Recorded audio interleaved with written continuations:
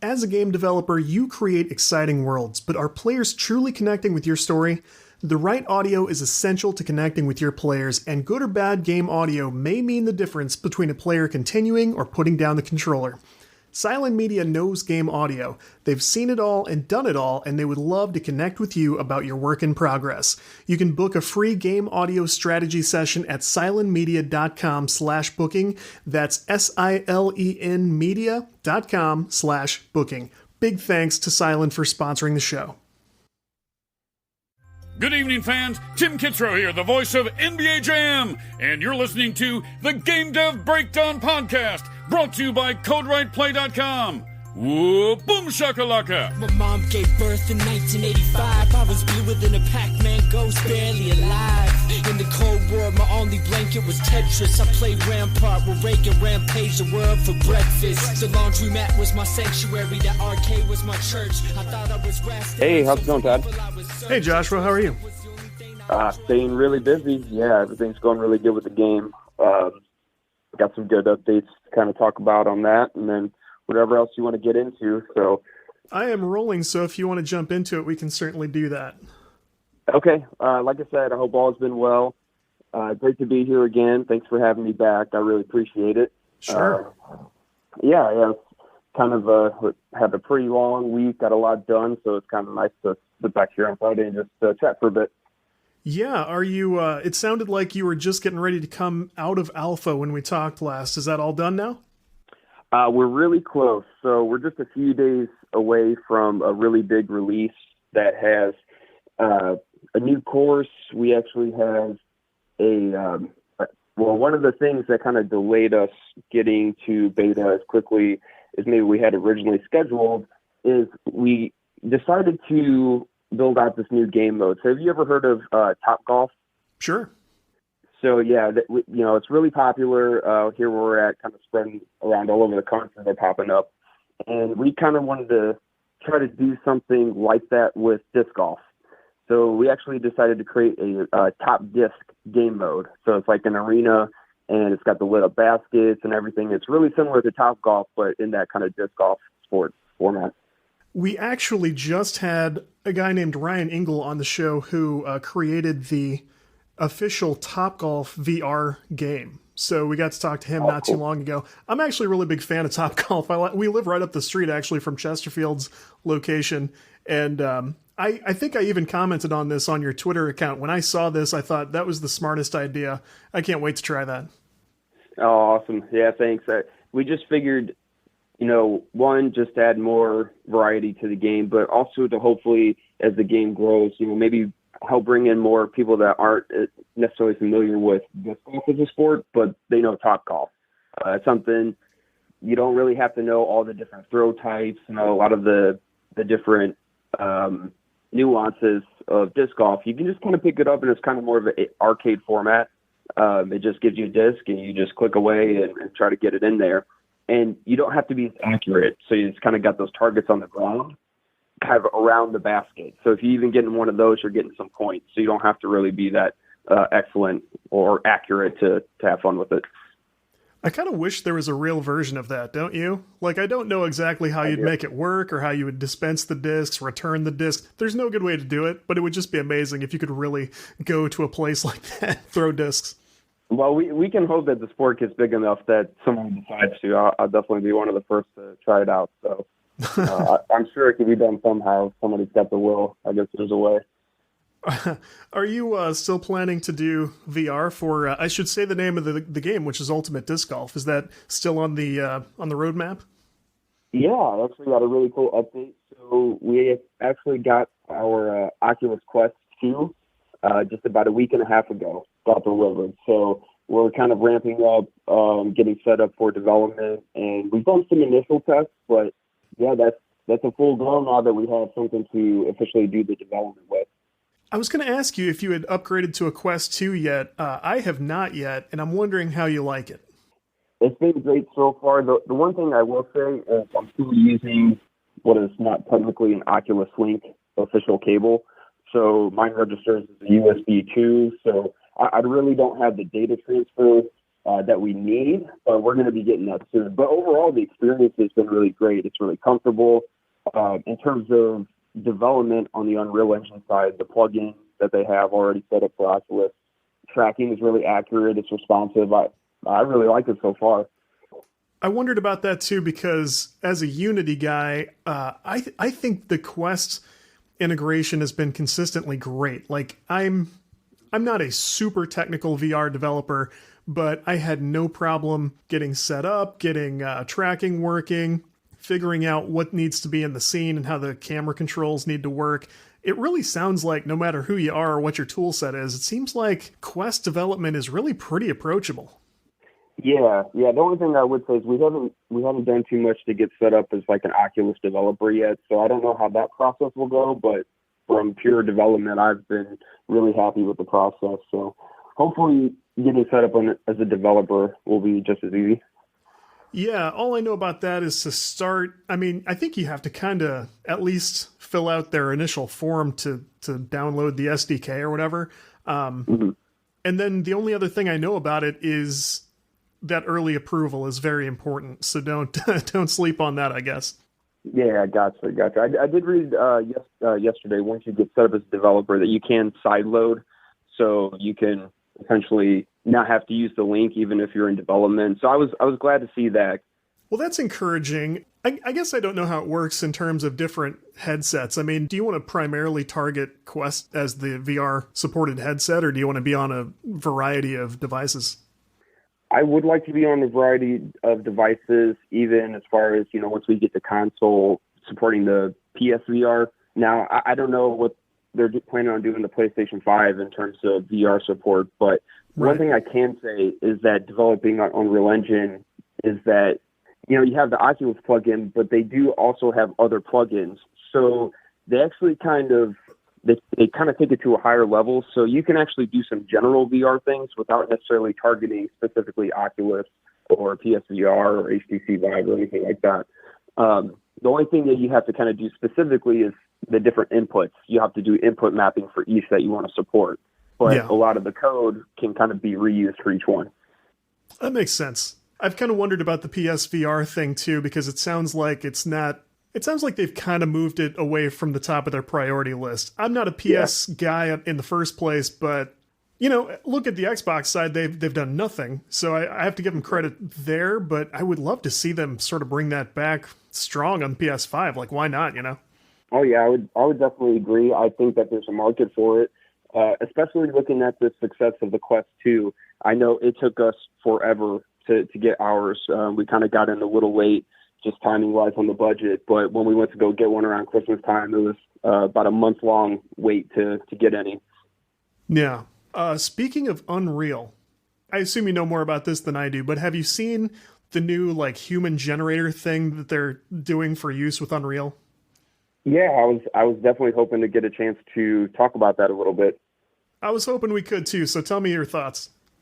Yeah, sure. So I actually downloaded it the first day. So they don't have the actual creator app yet. So for anybody who's not aware, Unreal Engine has been really taking in a lot of very unique smaller companies that are kind of doing different pieces, and they're bringing it under that kind of Epic umbrella. And they're kind of really trying to streamline that whole process. So what they're creating is a cloud-based app to quickly create very, very high-end, high-detailed characters for virtual production, games, whatever. And so it's called MetaHumans. And so they don't have the cloud app up yet, but what they did is they released a couple of the examples that they created for free on the Unreal Engine Marketplace. So I downloaded that the first day. I saw that, and I was like, I have to check this out. So, yeah, I downloaded it, and I tell you what, it's very, very impressive just in terms of where they're going with this. And, it's got a lot of new things like the new groom system as far as realistic hair strands, the blend shapes that they're using for the faces. I mean, it is very, very extremely realistic. Now, I don't have a very high-end RTX card. I think I'm running on a GTX 1070. So even on my card, actually, the performance was pretty reasonable. I did have to turn off ray tracing, but once I did that, I was able to run it pretty well. I mean, I can't say enough about the detail. I'm interested in getting my hands on the actual app to see how easy this is to actually create these characters that they had in the example, but, you know, they're talking about taking that process that used to take months to weeks and really have to have a pretty good sized team as well, down to hours that one person can do through an app. So that's kind of where they're taking things. That's incredible. I mean, it's fascinating that not only are they creating such realistic characters, I mean, if you haven't seen this, when I first saw that tweet with the video attached, I thought if this was not, like, if you couldn't see the character creation controls next to the people, it would, at a glance, you wouldn't really know if you were looking at a photo or a video of a person or what. I mean, it's very realistic, but then they're also tackling it as like a cloud tool. Tell me how that even works. I mean, you're doing a lot of the generation stuff in the cloud. Do you then download it for use in your project, or what is it? Yeah, so I believe it'll be downloadable as an Unreal Engine asset, fully rigged, ready to go, and ready to just drop into your game. I believe, and don't quote me on this one, I'm not entirely sure, but I believe it's going to be compatible with their new control rig as well, as soon as you open it up. So Nice. if you're not familiar with what control rig is, it basically is their next generation of being able to animate right inside the engine. So they're basically doing the heavy lifting for you. The part that would really make your computer cry. I mean, I'm like you. I have a decent setup, but nothing cutting edge at the moment, and a lot of game developers don't. That's sort of a long-standing joke in the industry. Like, all the players are on this super cutting-edge military-grade equipment, and the rest of us are like barely running on these old video cards and just doing the best we can. But so it seems like they're looking for solutions to kind of work around that. They recognize that and they go, we can do a lot of the heavy lifting for you in the cloud and then set you up for success once the hard work is done. I kind of like that.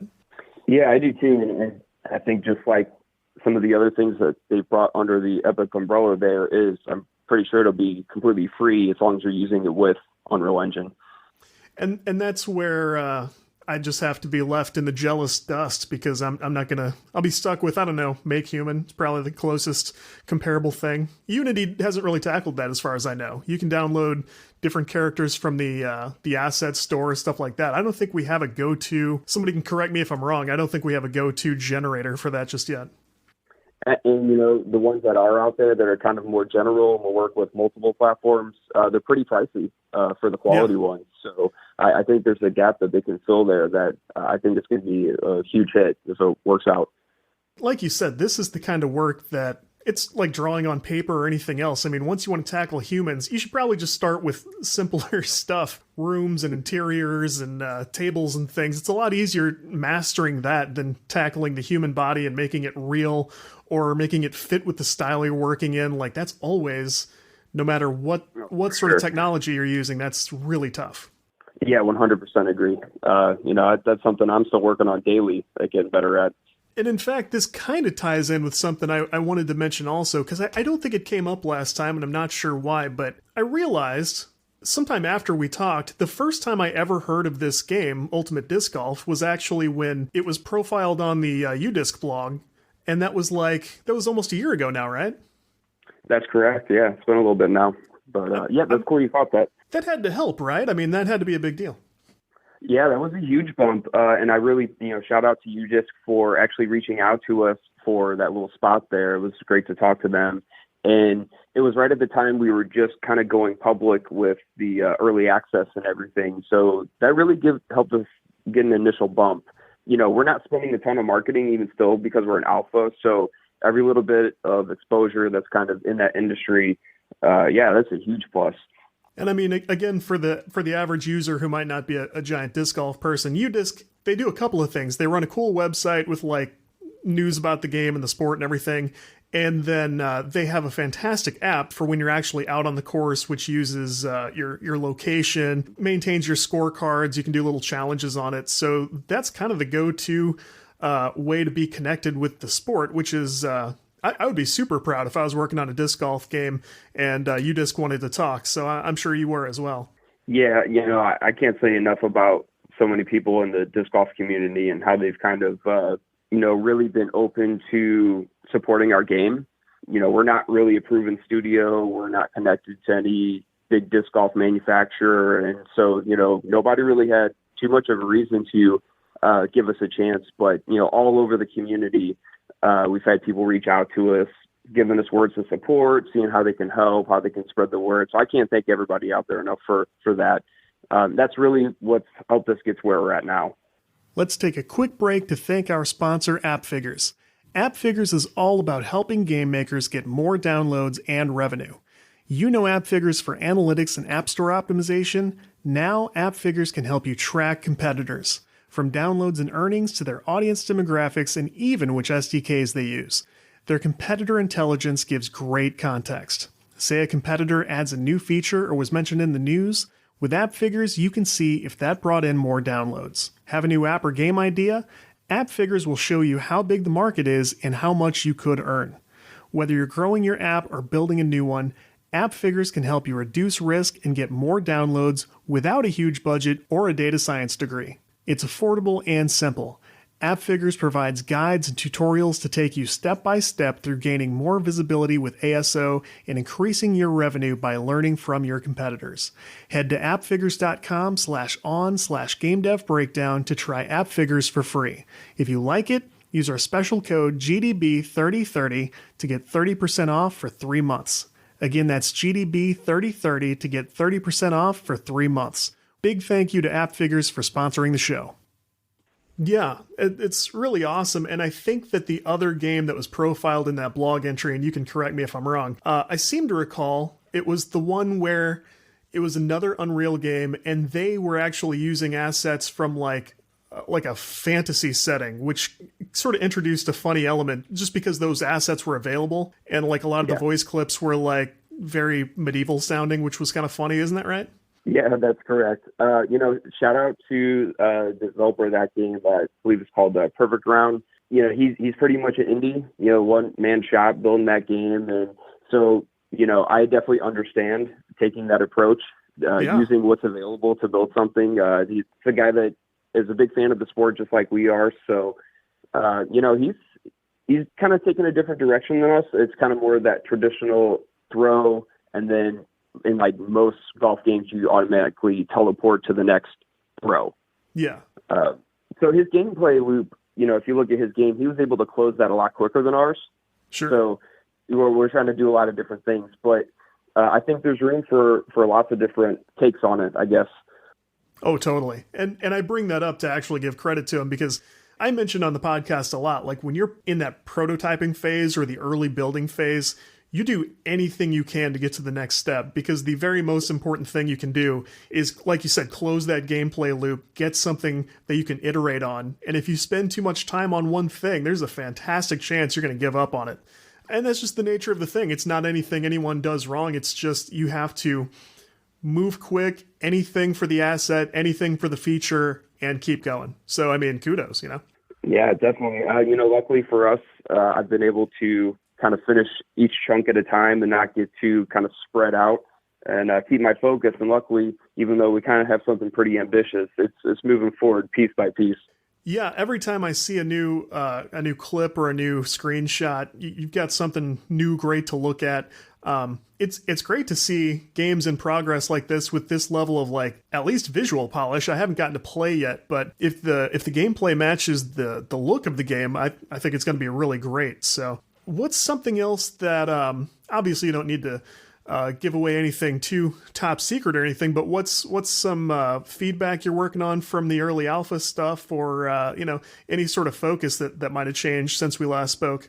Yeah, that's a great question. So one thing that we're really trying to focus on kind of after this next release, which like again is a pretty substantial one, is local multiplayer.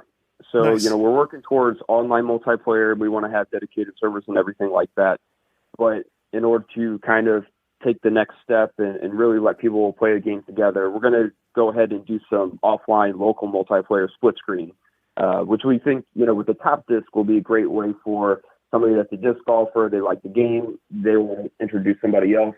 They can pick that up and do a little split screen on the top disc and have a lot of fun. I think that's brilliant because this is going to be a big game for gatherings between players, local player groups, things like that. Every major area has their own set of groups for local players. So I think that's probably really smart. So I can't wait to see, especially in St. Louis, I'm sure the gatherings will involve this game at some point for sure. Yeah, we hope so. It'll be really exciting to see how that all plays out. Have you, speaking of St. Louis Disc Golf, have you gotten to play at all this? Are you a winter player? Do you do that? This is my first year, and I can't imagine going out in the snow right now. Maybe when if you had talked to me 10 or 15 years ago, I would have said Right. yes, but not so much anymore. Yeah. I talked to my son, who is now 6, and I'm like, even getting him to go in the backyard and throw out there, like I would have been happy to do that. It would have been good for pictures and everything else. He was not into it. He's like, it is cold, it's snowy, let's stay in here and let's play some Rocket League, which is something else you mentioned last time. You said your son likes that also. Yeah, he does. He's been doing a lot more development. We got this Quest 2 here, so he keeps wanting to try to pick that up since we got that. But he still does a little bit of Rocket League. Yeah, but yeah, I can't believe your kid for not wanting to go out in this weather.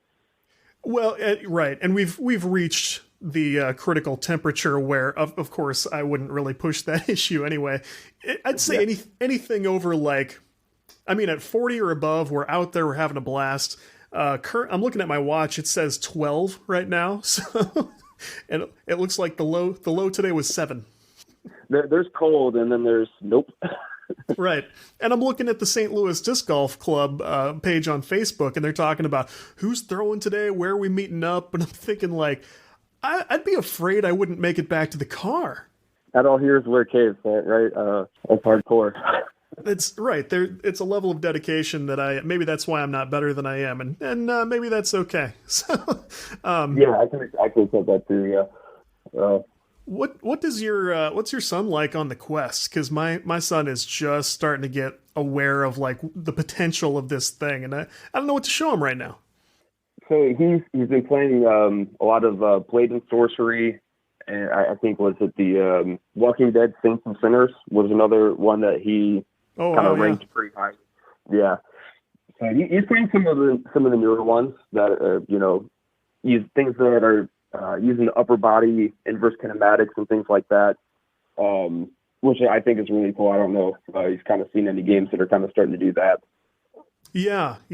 It's a big topic in development circles because there's sort of a debate between whether it's better to just have floating parts or whether you should be striving for that level of connectedness between the models and stuff, and there's questions about does that take you out of the experience when it breaks down, or if it works well, is it worth the risk? But it is an interesting area technically speaking. I'm kind of interested in that. Yeah. Well, I'll tell you what. So that we were talking about the metahumans there, and so I downloaded the example, and we're trying to kind of start to test the Quest 2 and try to push the limits of what we'd like to see done in some of the stuff we're working on down the road. So what I did is I took a plugin that I found. It's an open source one. Shout out to the developer. He created an upper body IK system for Unreal Engine. Now, it was meant to only work with the default Unreal Engine skeleton. But I was like, let's see if we can make this work. So we got the metahuman set up, got the plugin going, and I basically kind of went through his video mapped it to the metahuman skeleton, just kind of crossed my fingers like, let's see what happens here. And tell you what, on the first try, I was able to get the Quest tracking going with the upper body IK with these new metahumans. I had to turn down the settings just a little bit to medium, but I popped that on, and the detail on the hand and the subsurface scattering of the skin and the wrinkles, it was like looking at my own hand. Literally. Yeah. It's the more of that kind of thing I try, the more blown away it's like seeing the technology for the first time all over again. We're starting to make such leaps and bounds.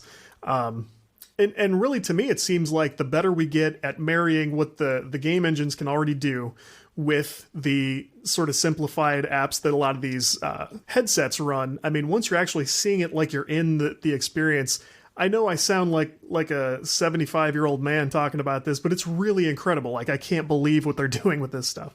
Yeah, it's a really exciting time to be involved in the industry. So, I mean, can you just imagine where we're going to be in another 5 years? So, enjoy the ride. That's what I'm trying to do. And everybody says, the real, crazy thing that no one's going to be able to believe is when we're doing a lot of this same stuff with augmented reality. And I could imagine that. once we really slim down the hardware and get the technology there where it needs to be, I can imagine that's going to be pretty incredible. It's already fascinating, like the Minecraft demos and things like that. But when we're really marrying what we're sort of starting to do with VR with the actual AR and putting that stuff in the real world, like, yeah, there's no stopping anybody at that point. Yeah, that's going to be really exciting too. I know we haven't done too much. We're set up to do some, but haven't delved too deeply into the augmented reality world yet. That's one area where I've sort of thought about, like, wouldn't it seem fun to have like your own sort of disc golf AR type thing? You can, put your own basket anywhere. It would depend on really good tracking, but then just give yourself like little flick controls and pull back a disc and try to fling stuff at it. While you're just sitting around, outside of the park or something. We have actually tossed around that idea here at the office a few times. Maybe somebody will make it. I'd try it out. Right. I would too. I think maybe it's probably a natural idea. And if I don't get around to it, I hope somebody does. Yeah. We'll for sure have some disc golfers listen to this. Go ahead and run with that, guys. Run free. I have to heap some praise on your wife, because every time I put out just sort of an open-ended booking comment or tweet or something, like twice now, she's jumped right on it. Like, yes, we'll take it. Let's work out schedules and stuff. Like, we're coming up on Valentine's Day. How do you like working closely with your wife on something like that? Because she seems like a go-getter. Oh, she is. I mean, shout out to Jill. Definitely my better half. She really works so hard that I'm able to have that kind of creative freedom. When you're trying to create, you have to have that space to think. And, she makes sure that I'm able to do that. And she takes care of so much business stuff. I'll tell you what, she went through the process of getting her own service-disabled, veteran-owned small business. So anybody out there that's a veteran in business, if they've ever tried to do this, most people pay good money to have somebody else go through this certification for them, because it is tedious, lengthy. There's a ton of paperwork, and she did it all on her own and got that certification. So that just speaks to, like you said, how much of a go-getter she is. That's something that stood out to me when I first looked at your website when I was getting ready for our last chat. I actually remember that now, because it stood out to me because I come from DoD contracting also. So I worked with a couple of groups on the base, because we have an Air Force base in this area for people not familiar.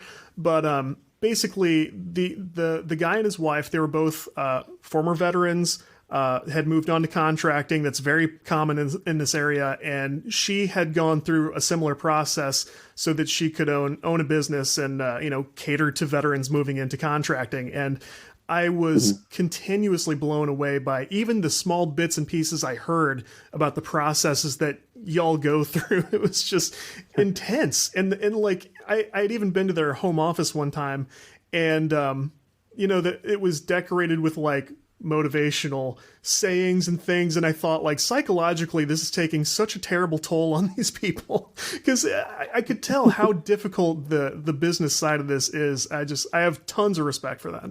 I appreciate that. And as far as working together with my partner during Valentine's Day, I couldn't be more blessed. We're going to take a few, kind of doing this tonight, and the rest of the weekend we're kind of taking off. Actually, both of our kids are off at their grandparents for the weekend. So yeah, after this, man, I'm off, and we're doing this together for a little while. So we know when we get to that point, we're like, okay, we need to unplug. Sure. We're going to decompress and just turn everything off. And we've been able to do that really well over the years. Yeah, and it's been. I mean, even here, my wife and I do very different work. She's a physician, actually, and but we've gotten to spend, the last better part of a year now, both working from home. She has her home office where she does virtual care, so she does telemedicine stuff and puts in orders remotely for patients and things in an effort to reduce, physician and nurse exposure to COVID and stuff like that. So.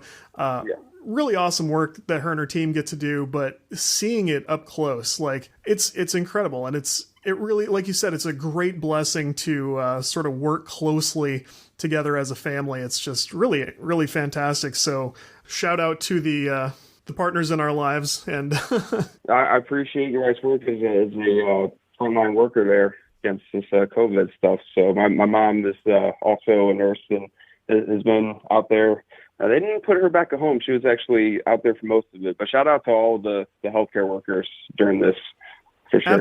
Absolutely. This is such a heavily medical community. I mean, because we have just giant hospital systems in this area, and every once in a while you'll see like a report on the percentage of the population in a given city, how many work in healthcare, and it's big numbers. And so we've had more cases than our fair share of COVID in the last year. We've had, and it hits the medical staff much harder because there are articles you can read about that, about how their immune systems are overactive because of what they're already exposed to before COVID.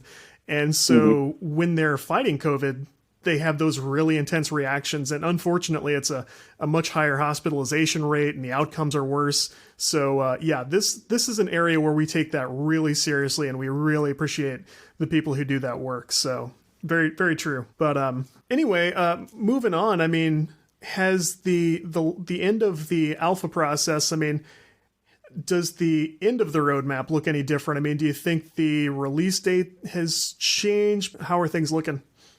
Yeah, we had some goals in mind kind of middle of last year for when we wanted to be on console and maybe hitting the end of beta. And with the addition of the top disc and some things like that, and COVID as well, we've moved that back. And I'll tell you, as an indie game developer, this is one of those things that Jill and I do have that conversation where, not butting heads, but maybe looking at it from different angles. Just doing research, you look at the Cyberpunk release and the whole fiasco there. I've been talking to her, rather than setting very, very hard deadlines as an indie studio, we really want to try to publish our goals. And that's what we've been trying to get towards, is keeping everybody updated, make sure they know we're moving forward, right? And then, let them know what the next goals are. Not necessarily, because we are a pretty small shop, not necessarily we're going to be on consoles for sure by this date. And then, overpromise and underdeliver, that kind of mentality. So we've kind of gotten away from like posting far off dates and really gotten more towards, okay, here's this release should be out within a couple weeks, and just kind of work from there. Yeah. And I know you meant to say underpromise and overdeliver. So yeah, I wanted to say, like, if neither of us corrected that, I feel like you'd be upset with me when you listen back. I appreciate that. Yeah, I agree. It's a good thing to, I think that's a great approach, actually, is to be more forthcoming about the goals and where you're at in comparison than to say, Ultimate Disc Golf coming on March, whatever. I think it's way better to have that ongoing dialogue, because we're not, as indies, we're not in the same position with, a publisher breathing down our neck necessarily. Some are, I guess. But maintaining that space for yourself is not only good now, but if you get to a point where you guys want to tackle something a little bigger and bring in a small team or, additional people to work with you on it, I feel like that's going to be a big deal for them too. I think that's the right approach. Appreciate that. It's working well so far, and our community has been really responsive to that. Not giving us too much grief. So Joe's really the one, she's kind of a bean counter, right? She wants to make sure things, we have goals and we have deadlines and we're meeting that, right? That's how she more defines, that progress. So she's coming around though, and so far, that's how we're going to keep doing it and going forward. Yeah, and of course it's a balancing act too. I mean, there's a value to being aggressive and knowing exactly what's coming and what you can communicate. So I get it for sure. So make sure we don't get too nonchalant about it. Maybe we're going to do a release next one. I don't know. That sounds like a good balance of between the two of you. So tell me when the next release comes, where people will be able to find it and things like that. Yeah, so the game is out on Steam, early access. You can just do a search for Ultimate Disc Golf. It will also be available for free through our itch.io page. Let's see. So those are the main two places that we're publishing right now. I can give you a little tidbit about something we got coming around the corner, though. We are going to try to set up the Ultimate Disc Golf Game website to also take orders for the early access Steam keys. Nice. So yeah, we'll be putting that link out once that's ready. But mainly, supporting us through Steam is a really great way to help us continue moving the game forwards. Very cool. So is there anywhere else that people can follow you or news or anything you want to get out there? Yeah, we would definitely appreciate anybody to stop by our YouTube, Facebook page. Really, you can just do a search for Tree Industries. We're pretty easy to find now. We've had our stuff up for a little while. So we do a lot of behind the scenes and dev streams on the YouTube for Ultimate Disc Golf and other general Unreal Engine stuff. So anytime I got a new proof of concept that I'm working on, a lot of times I'll throw up a video, kind of what we're doing. And sometimes that will not necessarily be a whole game. It'll just be some kind of a lot of times we're working with AI integration with smart assistant technology. So if you're into that kind of thing, definitely check out our YouTube, and we appreciate anybody that can follow and subscribe. Very cool. Well, I am looking forward to checking out more Ultimate Disc Golf, and I strongly recommend people to reach out, see what you're doing, and get on board with this one early, because I tell you, I don't say this all the time, but this seems like a recipe for a really fun sports game that hopefully will bring more people in on the sport. So I'm looking forward to that, and I really like the work you're doing. I really appreciate that, man. Yeah, thanks so much for having us again. It was another great chat. Yeah. If you enjoyed the Game Dev Breakdown podcast, we would love to have you subscribe anywhere. Hit that follow button on Spotify. We have show notes at CodeWritePlay.com. You can subscribe to our new newsletter if you would like to get game industry news, game development resources, you name it. Once a week, check out CodeWritePlay.com and click on that newsletter tab. You just put in your email and we will take care of the rest. We'll not bug you very often. Reach out on social media. You can find at GameDevPod, which is the podcast, CodeWrite Play, and me, Todd Mitchell, at MechaToddzilla with 1 D and 2 L's. Love hearing from you, your feedback, your questions, your topics. Love it all. Find our Discord server at CodeWritePlay.com. Hang out with us during the week. We're your virtual co-workers all week long. That's it for this time. We'll be back with more great stuff in just a few days. So for Game Dev Breakdown and for CodeWrite Play, Todd Mitchell here saying, take care, everybody. Talk to you real soon.